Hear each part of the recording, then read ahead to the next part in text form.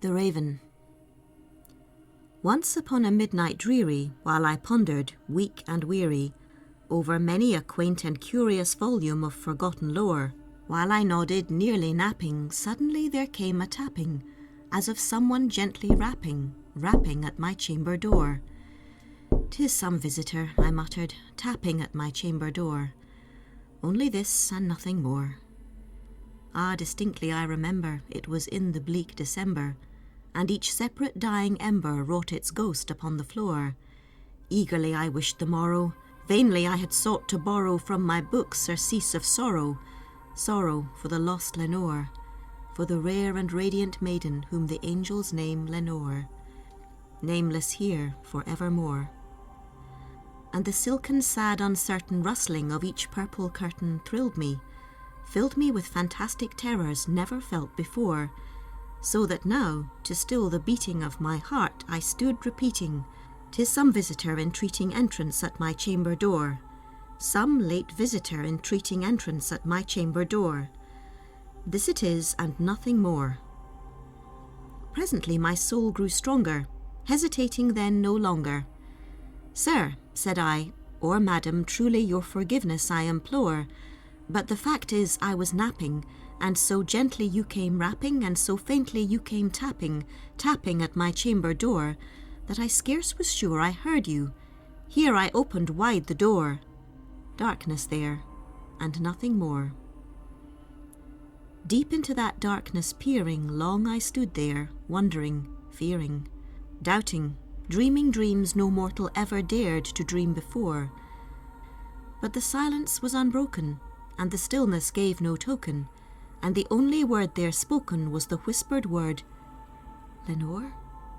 This I whispered, and an echo murmured back the word, "Lenore." Merely this, and nothing more. Back into the chamber turning, all my soul within me burning, soon again I heard a tapping, somewhat louder than before.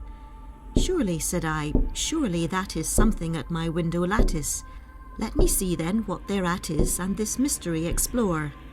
Let my heart be still a moment, and this mystery explore. 'Tis the wind, and nothing more." Open here I flung the shutter, when with many a flirt and flutter, in there stepped a stately raven of the saintly days of yore. Not the least obeisance made he, not a minute stopped or stayed he, but with mien of lord or lady, perched above my chamber door, perched upon a bust of Pallas just above my chamber door, perched and sat, and nothing more. Then this ebony bird beguiling my sad fancy into smiling, by the grave and stern decorum of the countenance it wore, "Though thy crest be shorn and shaven, thou," I said, "art sure no craven, ghastly, grim, and ancient raven, wandering from the nightly shore. Tell me what thy lordly name is on the night's Plutonian shore." Quoth the raven, "Nevermore." Much I marvelled this ungainly fowl to hear discourse so plainly, though its answer little meaning, little relevancy bore, for we cannot help agreeing that no living human being ever yet was blessed with seeing bird above his chamber door, bird or beast upon the sculptured bust above his chamber door, with such name as Nevermore.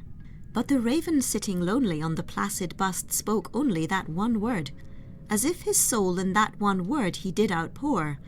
Nothing farther than he uttered, not a feather than he fluttered, till I scarcely more than muttered, "Other friends have flown before. On the morrow he will leave me, as my hopes have flown before." Then the bird said, "Nevermore."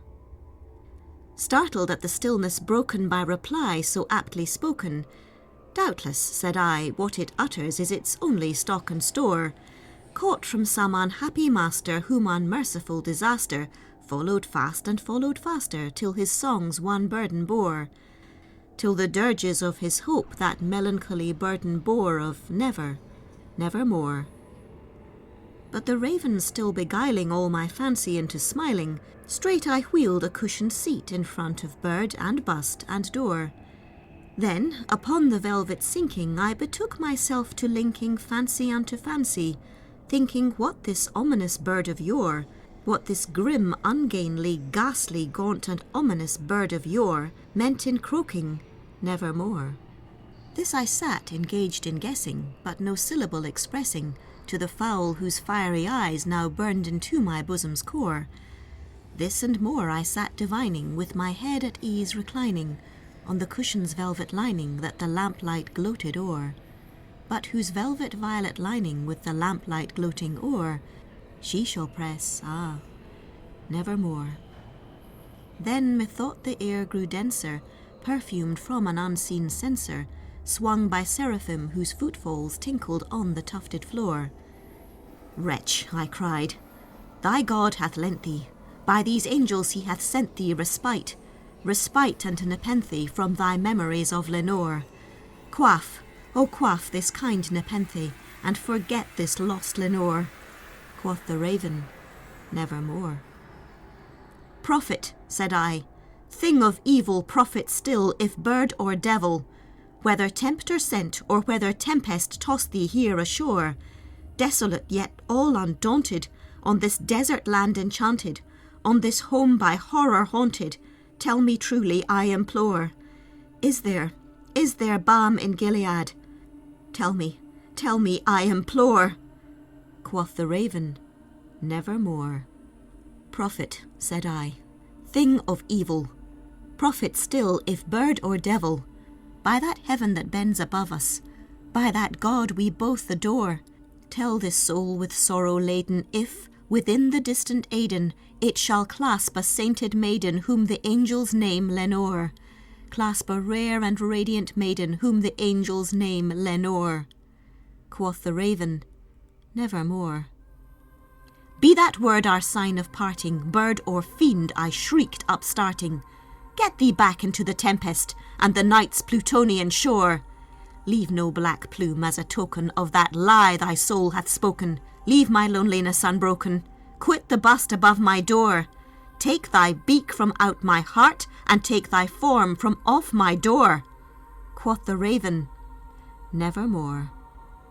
And the raven, never flitting, still is sitting on the pallid bust of Pallas, just above my chamber door, and his eyes have all the seeming of a demon's that is dreaming, and the lamplight o'er him streaming throws his shadow on the floor. And my soul from out that shadow that lies floating on the floor shall be lifted nevermore.